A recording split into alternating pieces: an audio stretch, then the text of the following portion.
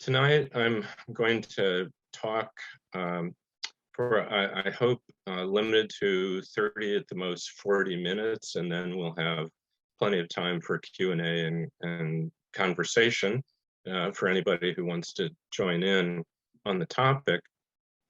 And this talk is a very capsulated version of this book, which I'm now going to screen share if Ted's lesson on screen sharing holds. So at least I can see it. I hope everybody else can. Great. Thank you, Ted.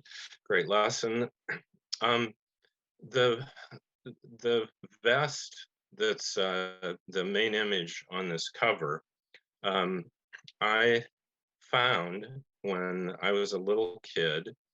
We moved into a new house in Goshen, Indiana, and I was exploring the attic and found this great big chest that looked like a pirate's treasure chest. And inside of it was all sorts of family heirlooms, including this vest.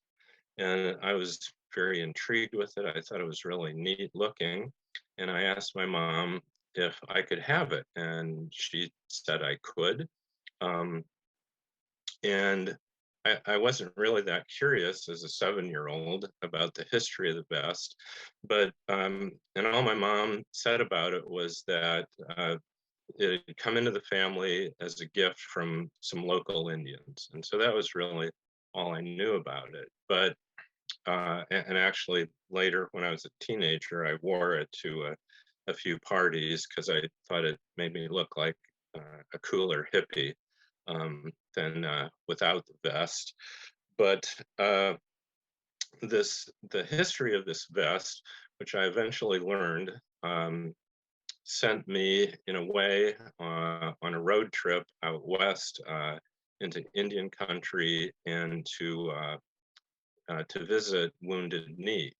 And so what I'm going to talk about tonight is the story of two of my ancestors, which reflect very conflicting relationships that white people had with Native Americans during the 19th century.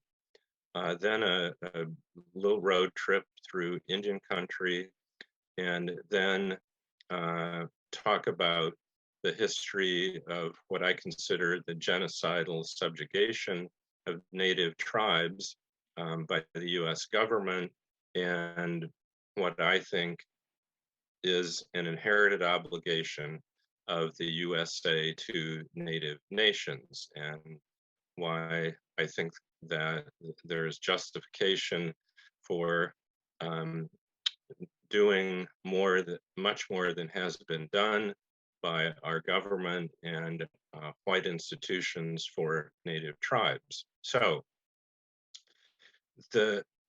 this vest hanging in my room for a number of years was just kind of hanging around there until I got married.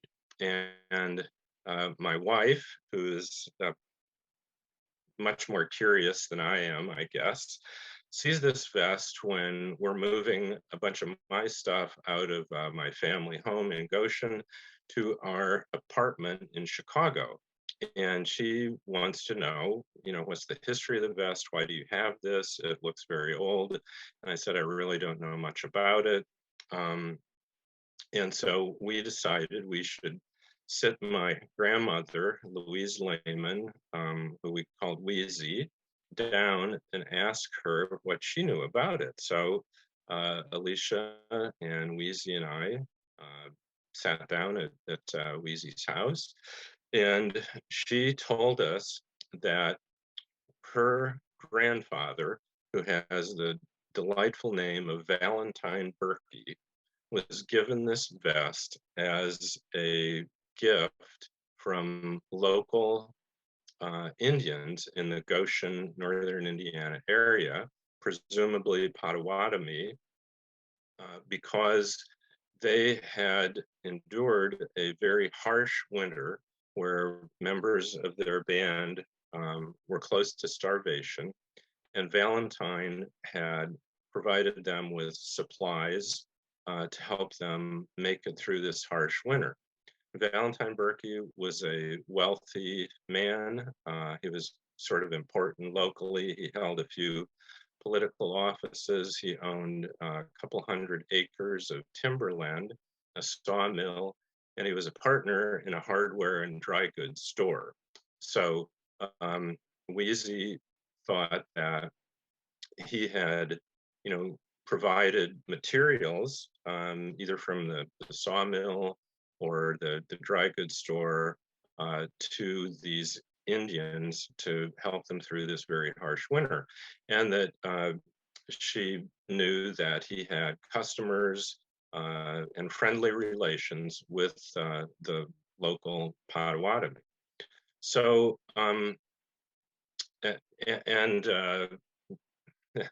Berkey Avenue, a street in Goshen, is named for him. And so so here is Valentine and his wife Hetty. They kind of look like American Gothic. This is what the farmhouse looks like today, which I spent time in it. It was inherited eventually by Wheezy's cousin Jane. This is what it looked like back in the 19th century when Valentine lived there with Hetty and their 13 children. So anyway, Berkey Avenue, western part of Goshen, Indiana, that was where he lived. And that's really what I wanted to tell about him as just an example of relations between white settlers and Native Americans, which at least in some sense were cooperative. The story of my next ancestor, the relations were exactly the opposite. Lieutenant James DeFries Mann, who is pictured here, was an Indian fighter. He spent 13 years as a lieutenant in the 7th U.S. Cavalry, and his primary assignment was to lead a troop which would run down Indians that had left their reservations. He was sent out west really at the very end of the Indian Wars, which occurred through the 1860s up until the 1880s for the most part. And by then, most all of the tribes had been put into reservations. So his task, which he went out in 1878, graduating from West Point. So his task was mostly to run down Indians that had left the reservation. Now, I didn't know anything about Lieutenant Mann growing up. And the way I learned about him was in 1978, my mom received an invitation from West Point to attend the centennial celebration of Lieutenant Mann's graduation, which they call the last roll call. And apparently West Point puts on a ceremony for the centennial graduation every year. And my mom was the only ancestor or descendant of Lieutenant Mann that they could locate. So she went out, learned about his career in the 7th U.S. Cavalry, and was really fascinated to learn that he was at the very center of the massacre of Wounded Knee. So he led K Troop, which was there at Wounded Knee when the military called the battle, the Sioux call massacre. And the next day, and that was on December 29, 1890, the next day, Lieutenant Mann is leading his troop to run down Indians that had escaped the massacre, and he was shot in the hip. And he spent 17 days at Fort Riley, Kansas, after surgery trying to recover, and he didn't recover. So he died from that shot fired the day after Wounded Knee. But during those 17 days, he was interviewed by Harper's Weekly, and he wrote a very long letter to his brother about what happened at Wounded Knee. He was completely conscious the 17 days. Apparently, he was expected to survive, but he probably got sepsis, probably from the surgery, and that's what killed him. But what's interesting is my mom found the interview, or got the interview from Harper's, and she wrote this article about him for the Goshen News. She was the city editor of the Goshen News. And I then was able to obtain a copy of the letter that he wrote to his brother. And so what's interesting is what I later found out, and I'll come back to this, is that his version of Wounded Knee and the oral history of the Sioux version of Wounded Knee are pretty similar, but they are very different from the official battlefield reports filed by the officer in charge of the 7th Cavalry Troopers, Colonel James Forsyth. Colonel Forsyth's reports blame the entire incident clearly on the Sioux. He claims that they attacked the troopers, whereas what Lieutenant Mann and the oral history I learned was that well, this is what happened. So 350 band of Sioux, which were called the Minneconjou, led by Spotted Elk, their chief Spotted Elk, who is also known as Bigfoot, left their reservation in Pine Ridge, South Dakota. And they left because they were going to visit another reservation where there was supposed to be a ghost dance. So they committed 2 violations of law. It was illegal for them to leave the reservation.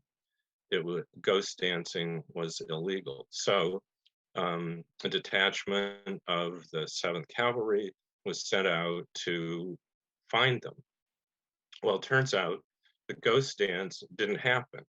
And so Spotted Elk is leading his band back to their reservation when a detachment of 7th Cavalry, led by Major Whitside, finds them. Major Whitside and Spotted Elk parley. They agree that the soldiers and the Indians will camp nearby at Wounded Knee Creek. And so they do. So no problem. Things are going smoothly. And that evening, Colonel Forsyth shows up with many more troopers. There's now 500 troopers, and they have 2 Hotchkiss guns on wagons. Hotchkiss guns are Gatling guns, so the 19th century version of machine guns. And in the morning, Colonel Forsyth orders the Indians to give up all of their firearms.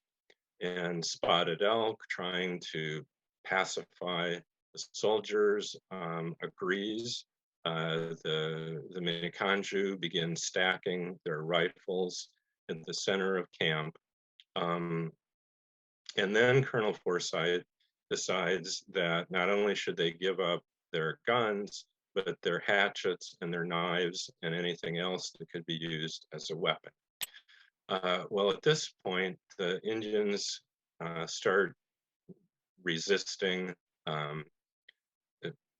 Forsyth orders body searches, orders searches of their teepees, and a young brave named Black Coyote, who also happens to be deaf, had just bought his rifle, and he doesn't want to give it up. And he also can't understand, because he's deaf, some of the orders that are being shouted at him. So a couple of troopers start wrestling with him, trying to pull the gun away from him. At the same time, an elderly medicine man named Yellowbird begins ghost dancing. And many of the young Sioux braves believe that participating in ghost dance would make them invulnerable to bullets. It's a mystical belief system that developed as the reservation system was being imposed on the Sioux and Cheyenne, the tribes in the Dakota territories. And it's illegal. So Colonel Forsyth now thinks, this is going to lead to violence. He orders his 500 men to stand ready, have their rifles at shoulder, and they've encircled the Mikanju. So the 350 Indians are in the middle of the circle, and a shot is fired.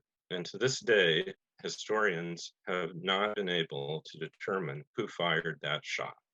Maybe it was Black Coyote's rifle, nobody knows. So by the estimates of the Sioux, 200 to 300, mostly women and children, were shot, many in the back as they were trying to flee. Many were run down and killed by sword in the back. But there were 25 cavalrymen that were also shot and killed. Now, it's also quite likely that at least some of those were killed by friendly fire, because, as was reported out in a subsequent investigation, they're in a circle and they're shooting. So some of those bullets are probably going to miss Indians and hit other troopers. But anyway, there were 25 killed. And so the Colonel Forsyth, his report is, this is a great victory for the 7th Cavalry. Lieutenant Mann and the Sioux describe it as a massacre.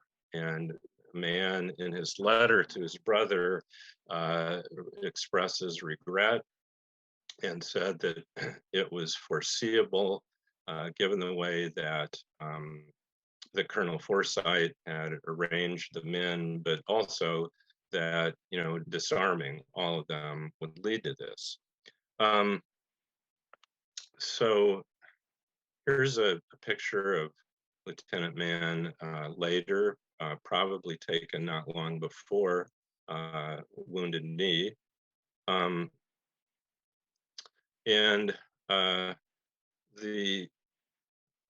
So anyway, learning this story, I ended up visiting Wounded Knee, not originally with an intent, but I went out to the Sturgis Bike Week in South Dakota a number of years ago, which is a bacchanalia celebration of hundreds of thousands of bikers, mostly Harley riders. After a couple days of the bacchanalia celebration, I was bored and put off by it. And so I just started kind of wandering around the Dakotas and Wyoming, went to Devil's Tower, visited Mount Rushmore, and then I was sitting in a restaurant in Keystone, South Dakota, and noticed on the map, not far away, was Wounded Knee.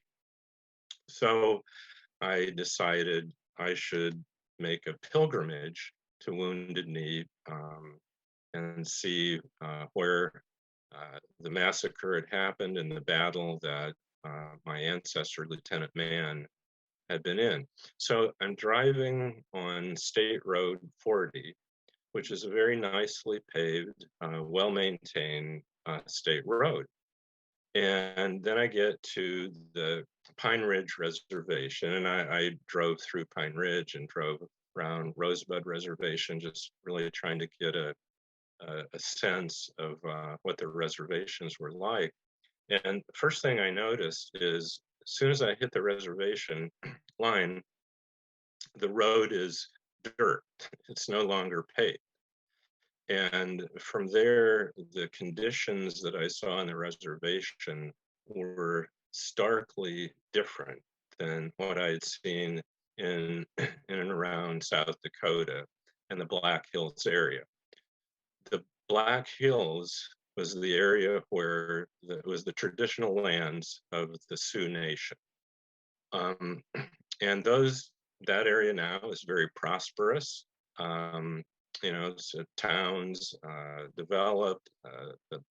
Further north, the Bacon Shale oil has been discovered, booming, economic boom.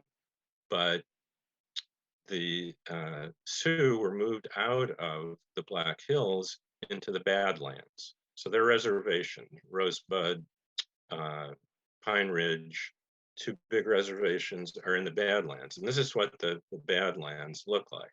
It is the most desolate, inhospitable area in the Northwest. So this is the land that the Sioux were forced to move into after they were defeated in the Indian Wars. And that was pursuant to the Fort Laramie Treaty of 1868, I believe. But anyway, so they lost the wars. This is where they're relegated to. And I'm driving through that. And in the distance, I see this building. And this building had a big sign on it, American Indian Movement Center and Museum. And inside the building was sort of dedicated to the American Indian movement, which was considered sort of a radical Native activist organization. But it also had archival materials about the massacre of Wounded Knee, which we'll come back to in just a few minutes. Beyond the center was this little graveyard. And in the graveyard was this one monument. And this is the only monument to the massacre. And this the cemetery is on this kind of a hillock. And that's because the bodies of all of the 200 to 300 Sioux were thrown into a mass grave. And this is what that area would have looked like a day or so after the massacre. Remember, it's December 29, 1890, cold, snowy, bodies froze, and that field was covered with bodies. Big hole was dug, bodies thrown in. This is spotted elk. The U.S. National Archive has a lot of photos from not only just that time, but from the actual battle scene. They have a photo of the mass grave. But so I was standing on that land, and the experience of that, and then visiting the town of Wounded Knee, I found really shocking in terms of learning the history of why Wounded Knee happened, the reservation system, and the current conditions of life on the res in America today. I have done development work over in Nepal for a few decades now, and the the remote village that I've worked with in some ways is better off than the town of Wounded Knee. The town of Wounded Knee was a bunch of ramshackle trailers, rusted. Um, Most of them didn't have running water, uh, no electricity, and a rutted dirt road. And that was typical of the settlements that I saw around on the two Sioux reservations. So I'd like to read just a couple paragraphs from the book I wrote, and this is from a report by General Nelson Miles. He was the Supreme Commander of the Western Territories, so he was Colonel Forsyth's and Lieutenant Mann's commander. And this is what he had to say after he conducted an investigation of what led up to the massacre at Wounded Knee. So, and this is his a report he did in 1891, and he had recommended the court-martial of Colonel Forsyth. And Colonel Forsyth, Court of Inquiry exonerated him, so he was not court-martialed. But the General Nelson Miles' 1891 annual report to the Secretary of War describes in detail the mistreatment and suffering of the Cheyenne and Sioux people. So this is from the report. Their condition may be stated as follows. For several years following their subjugation in 1877, the most dangerous element of the Cheyenne and the Sioux were under military control. Many of them were disarmed and dismounted. Under the charge of military officers, they were located on land in accordance with the laws of Congress. But after they were turned over to civil agents and the vast herds of buffalo and large game had been destroyed, their supplies were insufficient and they were forced to kill cattle belonging to white people to sustain life. That the government had not fulfilled its treaties and had failed to make large enough appropriations for their support, that they had suffered for want of food, and the evidence of this is beyond question and sufficient to satisfy any unprejudiced and intelligent mind. They must remain in comparative idleness and accept the results of the drought and insufficient supply of food. This created a feeling of discontent even among the loyal and well-disposed, and added to the feeling of hostility of the element opposed to every process of civilization.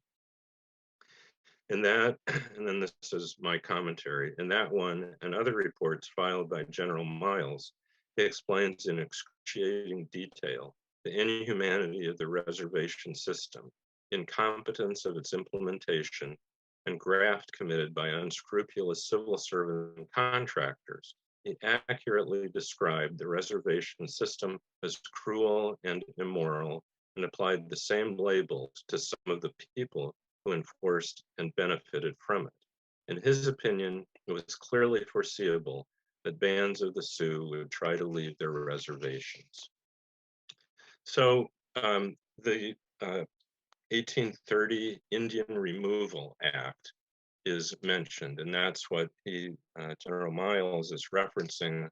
Laws of Congress is what led up to these really despicable conditions on the reservations, because as you could see from just that one photo of the Badlands, you can't support yourself there.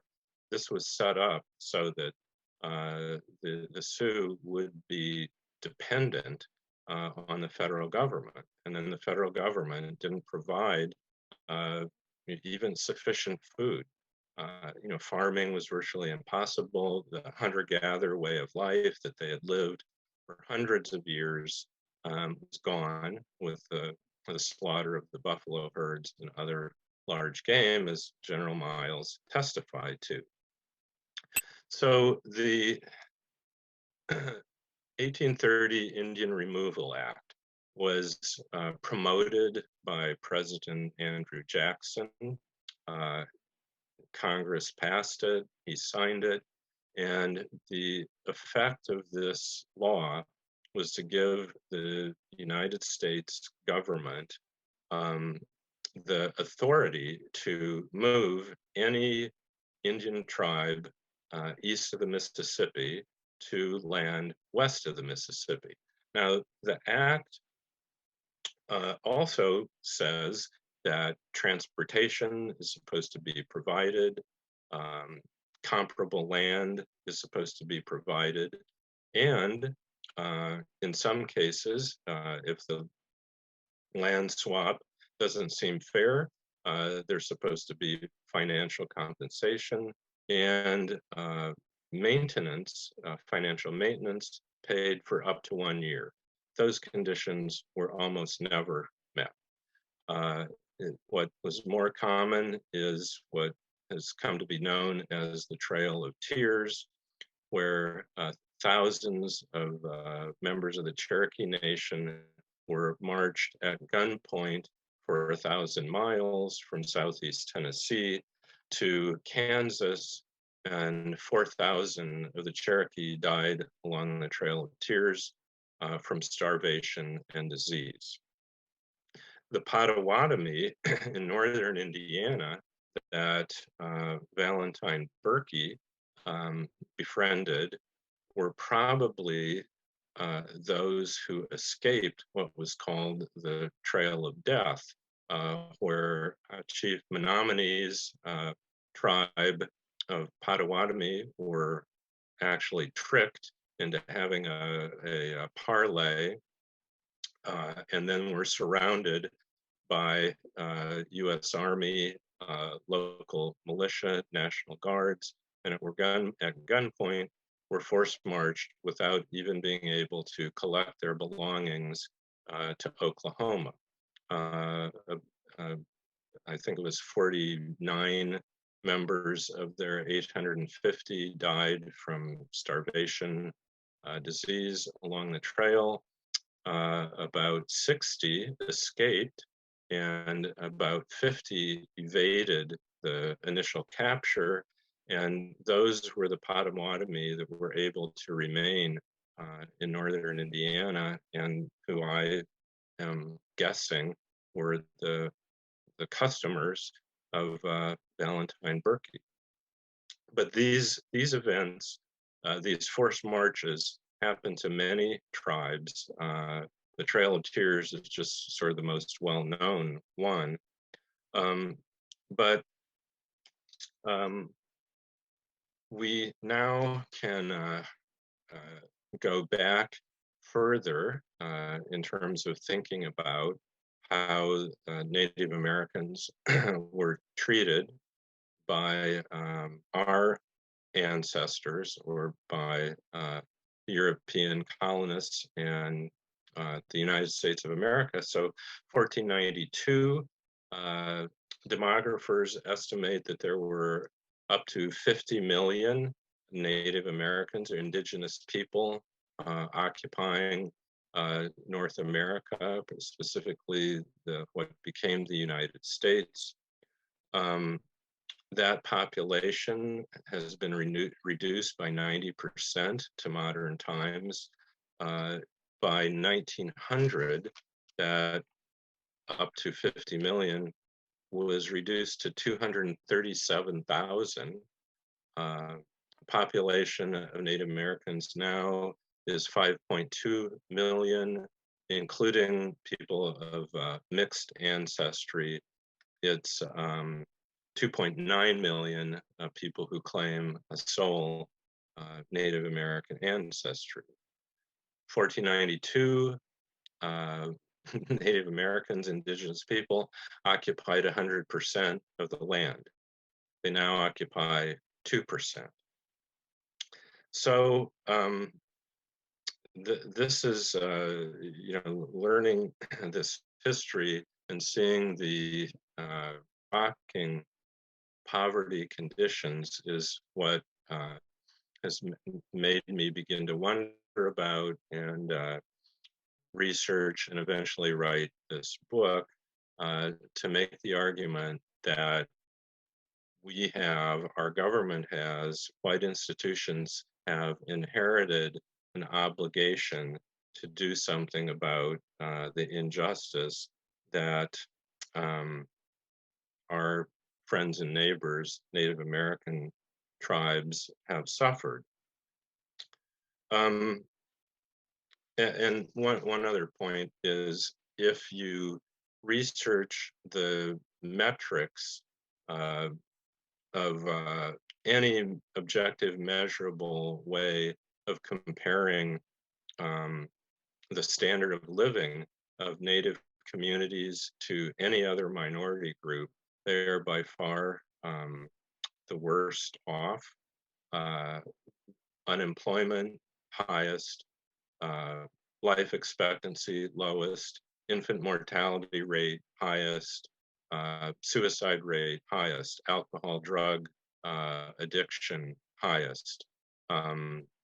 Every health, both physical, mental health worst. Every metric, the Native American communities are in the worst condition. And so the argument that I would make is not just based on history. Um, people have been conquered in every part of the world by other people, and that happens. Interestingly, though, this nation has a history of treating enemies that we conquer pretty well. If you look at the Lend-Lease Act, Marshall Plan, how we dealt with the Japanese and German after World War II, and even eventually the Philippines, Puerto Rico, etc. They, they did pretty well by how the U.S. government dealt with them afterwards. Not so well the Indians. But there has recently been some significant steps recognizing the need for redress. And one of those was just passed last year. Most of you, I'm sure, remember the American Rescue Plan, President Biden's $1.9 million rescue plan for the country. Within that 1.9 million, $31.2 billion was allocated for Native American tribes and nations. It was actually a subpart of the bill with its own name, the American Rescue Plan for Native American tribes. And it's a very interesting bill. It allocates money in all sorts of different ways for health and education, economic development, just sort of the wide array of development projects, as well as some cultural restoration projects, helping allocating some money to learn native languages and so forth. Cultural healing, it's been termed. And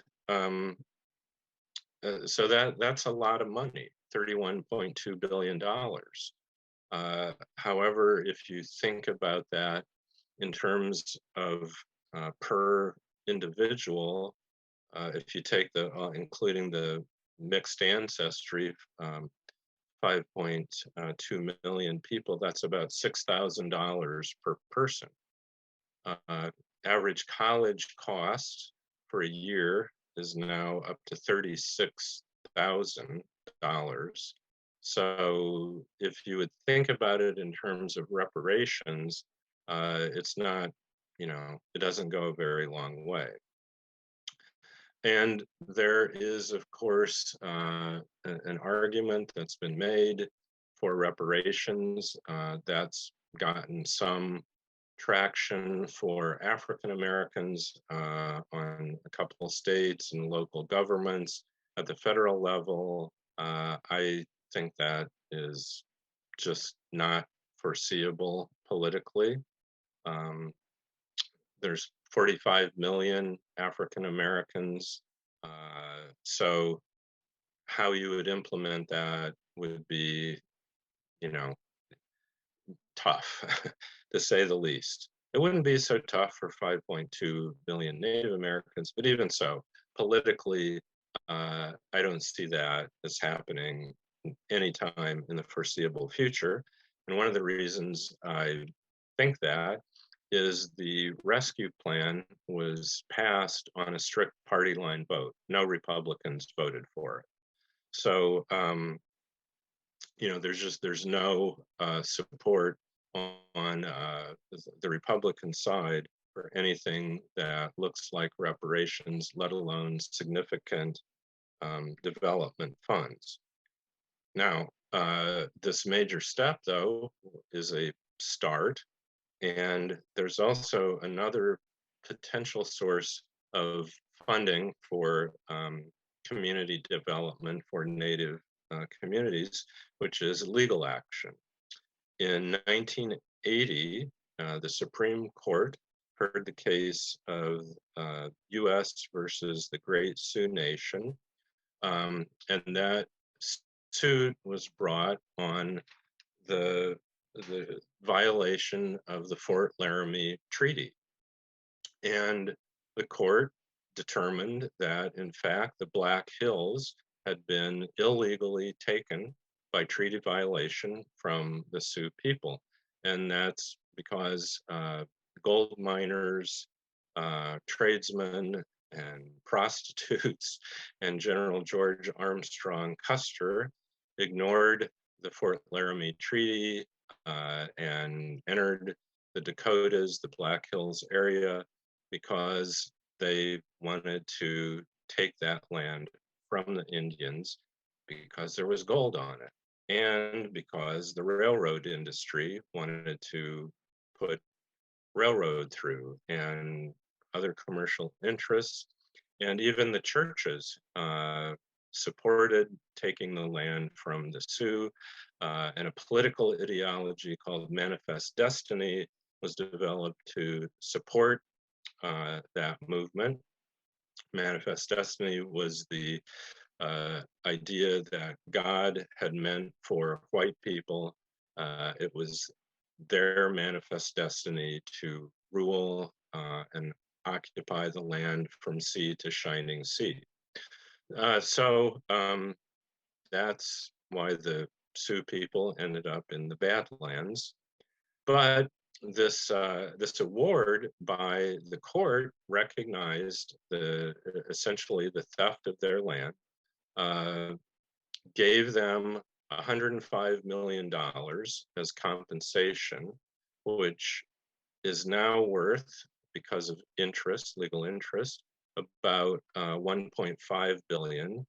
And it hasn't been accepted. It's sitting in escrow because the tribal leaders of the Sioux Nation refuse to accept it.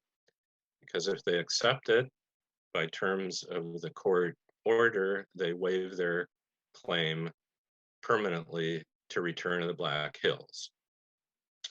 But it's a precedent. And there's another case, interesting case, which was just 2 years ago, which is the Carter v. Murphy case of 2020, Supreme Court case.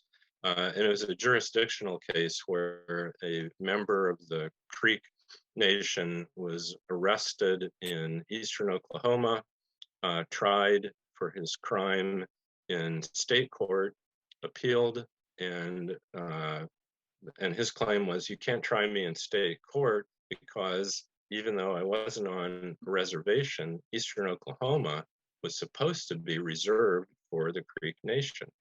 The US Supreme Court agreed. they ruled that he could only be tried in federal court since he wasn't on a reservation. Indian court didn't have jurisdiction, but in their holding, the court recognized that Eastern Oklahoma, by treaty, had been reserved for the Creek Nation. Whether compensation could be paid was not an issue brought up in the case. But it seems to me there's two precedents activists, lawyers for Indian tribes could use to seek monetary compensation all over the eastern half of the US and in reservation or areas that were supposed to be reservation in the western half and demand monetary compensation for the loss of that land. I don't know how that would work out, but what I do know is the courts have absolutely refused to return the land. And if you could imagine what would happen if the Supreme Court ordered the return of Eastern Oklahoma, including the city of Tulsa, to the Creek people, there would probably be civil war. I don't think Oklahomans are going to agree to that, just like the court recognized that South Dakotans are not going to return peaceably the Black Hills to the Sioux people. So I think the smart way forward is for the nation to recognize there's a special obligation owed and that significant dollars more than the Biden American Rescue Plan allocated to Native tribes should be paid, but I think it should be paid not as reparations per se, but as community development. And in the book, I lay out a plan of how that could be done based on the model that we developed in Nepal. And essentially what that the model is that because the local people don't have means to develop any significant revenue themselves, they have to be capitalized for infrastructure and for businesses and for educational institutions. But so outside funds, government funds can make those capital investments. The local people should own and manage it so they control it. So the funds would go through the tribal structure. So the local people would feel like these are their projects. They aren't being imposed upon them, which that's a problem with the history, is the Native people feeling like they're being imposed upon. And what we have seen in Nepal is with that sense of ownership, you can then develop communities that will be not only sustainable, but prosperous. So just with that thought in mind, I want to read one other short piece from the book. This is from mostly quoting from an interview of a guy named Nick Tillison, who's a native activist on the Pine Ridge Reservation. He was interviewed by PBS NewsHour on April 23rd, 2021. And he was asked, what do you think about this 31.2 billion that's being allocated to Native people for development? And this was his reaction. There's really no amount of money that the Congress can appropriate to fix its relationship with Indigenous people. It actually has to change its relationship, because if the federal government changed its relationship to Native people and started focusing on a free and prior informed consent, what would end up happening is the entire relationship with tribal nations and sovereign nations would change, because you would no longer see things like pipelines built through our lands or extractive industries built through our lands. or decisions made about indigenous people without our consent. And so I hope that this investment begins to open a conversation about entering into a brand new policy era. And then my commentary. A new relationship in a new policy era would mean that the cultures of native nations are fully respected and never again viewed as primitive or inferior to Anglo-European white American cultures. The historical injustices suffered by native tribes would be addressed openly, honestly, and fairly. And instead of a deplorable dependency on federal aid, the economies of native communities will be developed and become not just sustainable, but prosperous. That is a vision for Native nations beyond reparations. It is a vision of culturally sensitive community development.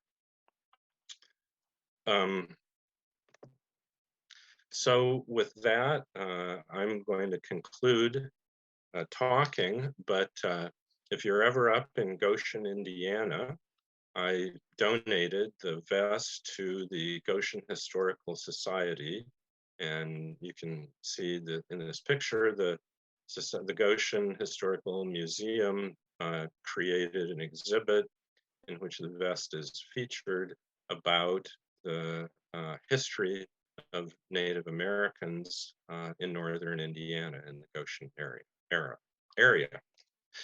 So if there's any questions or comments or people want to jump in, please do.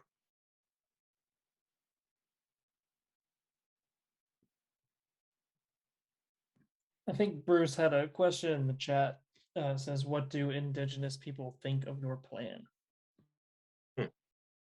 Well, I have not been able to take any sort of survey other than the conversation. So when I was at the Wounded Knee Museum, the American Indian Movement Center, I was the only visitor there at the time.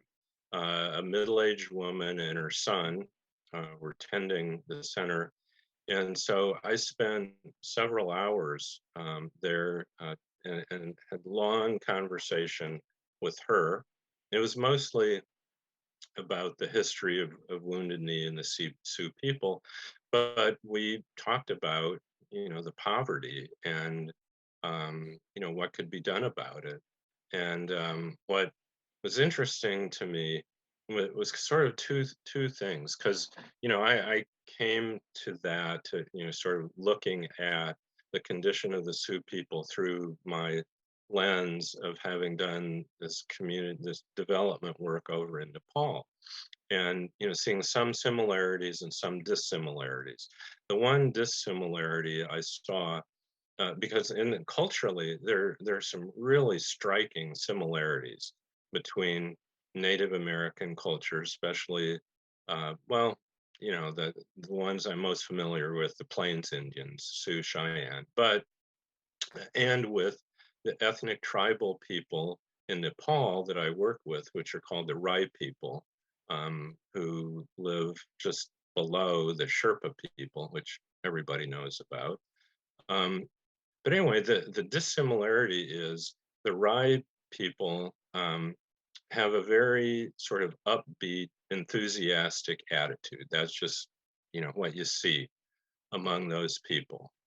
And I think one of the reasons is that when the British invaded Nepal, they were beat. The Brits lost the war. They made a treaty with the Nepalese monarchy that gave the Brits trading rights to Nepal, but Nepal was never occupied as a colony. It was never a defeated nation. The Indians are a defeated people. And I mean, their depression is rampant.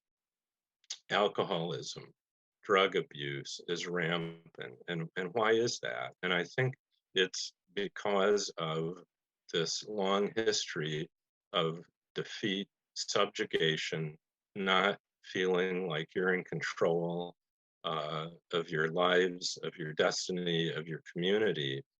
And so what what I think, based to some extent on that one conversation, but with I've connected with an organization called Partners with Native Americans, PWNA, who actually chose this book as their sort of book of the year and distributed it to their members. But the feedback from them is that, yeah, what we really need is community development in a culturally sensitive way, which means we need our infrastructure built because many Native communities not only don't have running water, they don't have internet. And in the world today, if you're disconnected, if you don't have internet, uh, it's very difficult to to learn occupations, to make yourself employable, to do economic development. So yeah, I mean, I can't speak for Native communities, but the feedback I've gotten, particularly from Partners with Native Americans, I mean, they like this book so well that they chose it to distribute to their members. You can look them up. They have a website. They're on Twitter, Facebook. It's a really worthy organization. I mean, it's sort of doing or trying to do what I'm advocating, but the trouble is to really address the vast amount of development that's needed it would take a lot of money. When when you don't have running water, when you don't have internet, when you're isolated, to create a to lift up Native communities to sort of the average uh, economic development in the U.S. They've got a ways to go. I mean, just as an example, Wounded Knee, the town of Wounded Knee, the average annual median income is $7,800. In South Dakota, where Wounded Knee is located, the average income is about $58,000. So, 8 times. I mean, that's the disparity that we're talking about. Now, obviously, that's not true of all Native communities and tribes. I mean, the ones that have casinos that are doing well, and a bunch of of Native Americans have made money off casinos. Certain tribes have made a lot of money off casinos, and so what I'm talking about doesn't apply in every single case. But there's something like I think it's about 326 Indian reservations in the continental U.S. And the majority of people on those reservations are living below the poverty line. I mean, that's just a fact. So what are we going to do about it?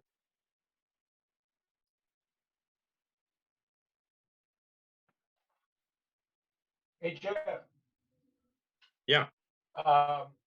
do you have an idea, an estimate on the number of people, the Native Americans that were displaced to the Badlands at the time? And also, second question, unrelated, are, is there are there organizations that speak or that work on behalf of all these Native American tribes together, or is it kind of individualized advocacy? Yeah, Jim, it's a really interesting question because if you go back historically, just taking Sioux and Cheyenne, when they united as a fighting force, they were a potent force and defeated the U.S. in what was called the Powder Ridge War, led by Red Cloud. And that's what resulted in the 1868 Fort Laramie Treaty, where the U.S. said, okay, you guys win, you get to keep the Badlands. And then later, Sitting Bull and Crazy Horse their combined forces defeated the 7th U.S. Cavalry, led by General George Armstrong Custer. But Native American tribal structures are very independent. And so the native tribes were fighting against each other all the time. I mean, even when Sitting Bull and Crazy Horse united, within a few days after that battle, they went their separate ways. And that's, I mean, if when you read the history, and you find yourself sort of, wishing the Indians would have won, or at least, wouldn't have been defeated so badly. It's so obvious that the reason that they lost, if not every battle, lost ultimately every war, is because they couldn't unite. And the Sioux were constantly at war with the Blackfeet, with other tribes, the Snake. They were always fighting each other. So yeah, unity has always and remains a problem. However, and I can't think of it right now, the name of it, but there is some sort of intertribal council of Native tribes. And that's one of the things that the Partners with Native Americans has tried to work on and encourage. But yeah, they are different nations, and by United States law, the ones that are recognized as Native nations are called, the legal term is I think it's sovereign national domestic nation, something like that. And the point being is they have this weird legal status that on the one hand, they're called sovereign nations. On the other hand, they're called domestic, like they're domesticated. And so they have certain legal rights under US law, but they aren't treated like an actual foreign nation. And what I think is interesting, though, in terms of making an argument for financial assistance, is, we give billions of dollars in foreign aid to foreign nations. Okay, well, okay, we're saying in a way these are foreign nations, so let's give them foreign aid. On the other hand, we're saying, well, they're domestic. So, okay, we have all sorts of community grants, state and local bond initiatives, all kinds of ways that local communities receive financial aid. So they had to be able to double dip. They had to qualify for foreign aid and domestic aid from both state and federal governments. But to this point, the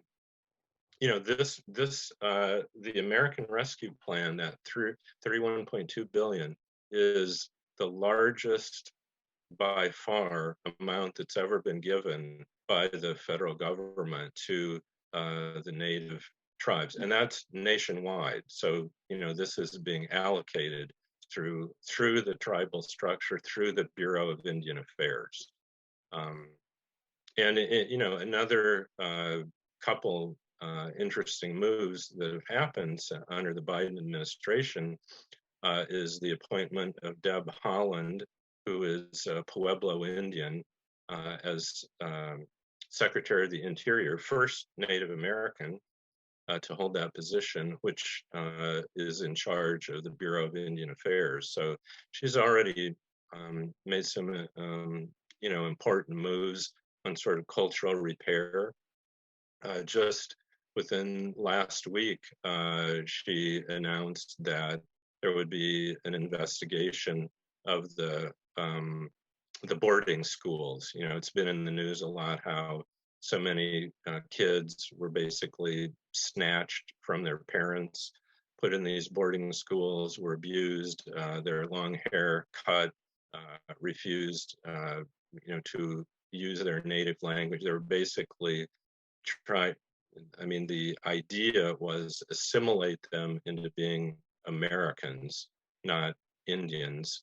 but the, it didn't work out well. So anyway, she's begun an investigation of that. She's also started an initiative to look into the very high rate of unsolved murder cases in Indian territories, especially of young women. There's a shockingly high number of young women that have disappeared, have been murdered, and the perpetrator's not found. So that's another kind of interesting development as you think about 1890 Wounded Knee was considered the end of Native American resistance to the reservation system. That's sort of the end point of it. No significant resistance since then. So we're now at 2022 with this year, the Cleveland Indians and the Washington Redskins changed their names to the Commanders and the Guardians. And it's taken that long just to be sensitive that, that's kind of insulting. My high school, I'm a three-letter man from high school sports as a Goshen Redskin. And the Goshen school board back in, I think it was 2014, changed the name to the Red Hawks. But, that sort of just raising the consciousness of people in this country to just to be sensitive to the wishes, the dignity of Native Americans has taken this long. They were savages. They were really not considered fully human. So, is there a debt owed?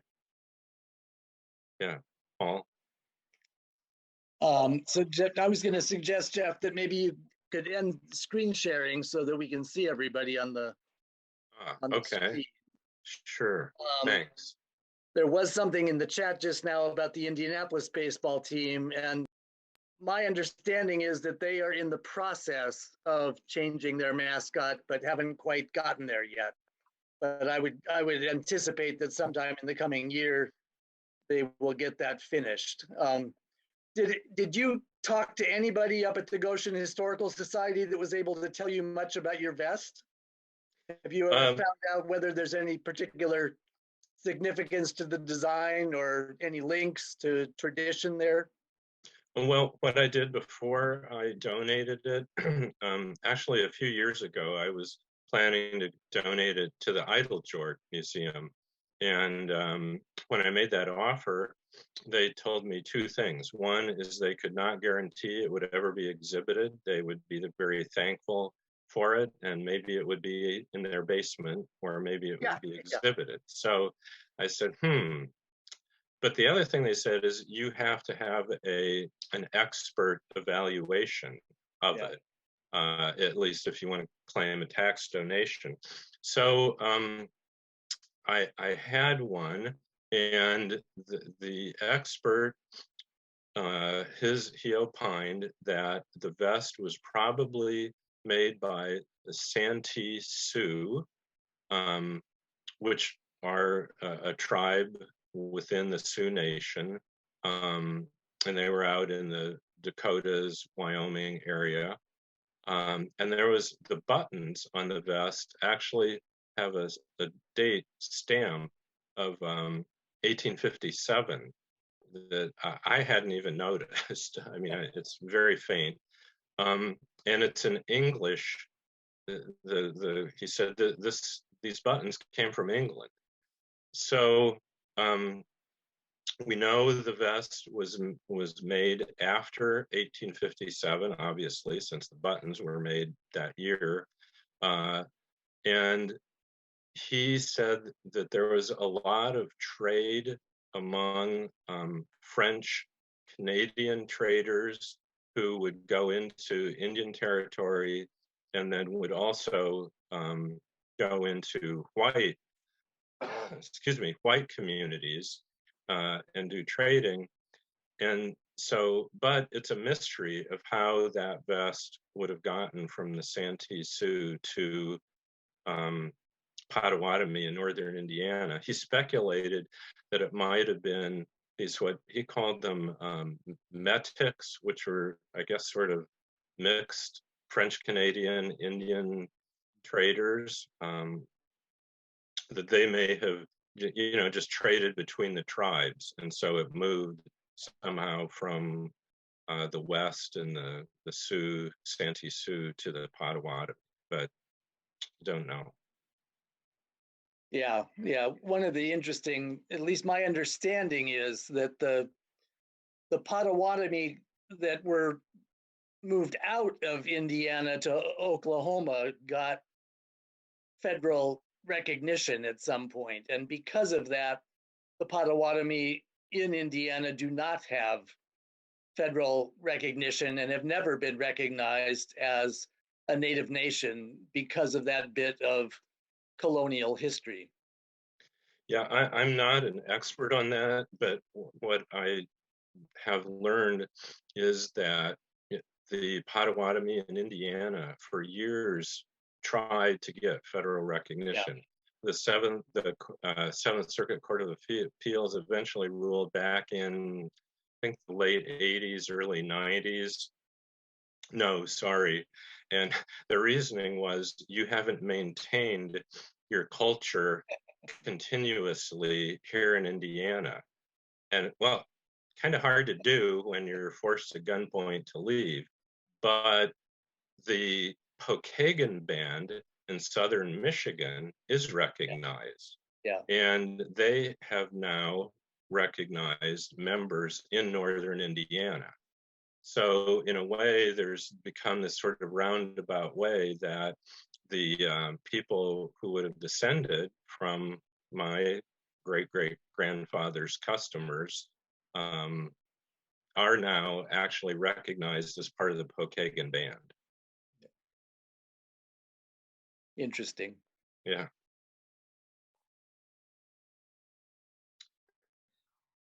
Well, if there aren't any other questions or comments, it's been an hour and 15 minutes. So Ted, do you want to wind up? Well, one other thought to share before we go, Jeff, and that is that it would be interesting to take a look across the country at those native peoples that have managed to build casinos and made a fair bit of money, to see what has become of that capital. I mean, there's a bit of poetic irony there that they're taking money out of the pockets of predominantly white Americans going to their casinos and losing at the blackjack table. But I'm not aware of any sort of systematic study to look and see just what has become of that revenue, whether it's been productive for the peoples in those areas, whether it's been disputed, whether it really hasn't amounted to much. Have you read anything about that? Yeah, really not much. I actually have a a brother-in-law who has enough Native American ancestry that, and it's slipping my mind which tribe he's in, but and if you looked at him, you wouldn't think he has any Native, but anyway, he does. So he's a recognized member, and he receives a check quarterly or annually, which he doesn't need it. He's a retired banker, but you know, he's not turning it back. But I don't really know. I mean, I've heard stories about that the revenue is not being distributed fairly in some cases, and in other cases, it's been wonderful for the tribe. In Pine Ridge, they have kind of a pathetic, small little casino that has very little business, because they don't have tourism. Yeah. And you know, again, you know, comparing my experience in Nepal, the Sherpa people back in the 1950s, you know, when Sir Edmund Hillary first went up there to climb Mount Everest, they were the poorest tribal ethnic group in all of Nepal. They are now the wealthiest. And the reason is because of tourism, because the Mount Everest Base Camp Trail is the most popular tourist trek in Nepal. And so, you know, thousands and thousands of dollars have been pouring into the Sherpa area since the 1950s. So now these people who were, when Hillary was up there, I mean, they were yak herders and dirt farmers. And now they own their own airlines, lodges, restaurants. They send their kids out of the country for education. Now, the people I work with, the Rai people, they're not, their villages are not on tourist trails. And so, like the Sioux in the Badlands, you know, if you don't have tourism coming through and you live in an area like the, you know, the Rai people and the Sioux people, where, you know, about all you can do is subsistence farming, how do you get ahead? How do you develop capital? And you know, you just can't. And so that's like our Basa Foundation. We capitalize their infrastructure and then turn it over to them.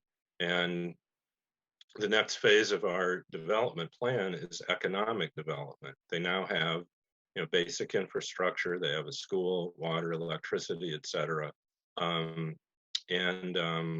Now we're going to develop a business. And so in time, the plan is they will be self-supporting. They will no longer need any outside assistance. And so that's the same model that I would like to see applied to these, you know, native communities.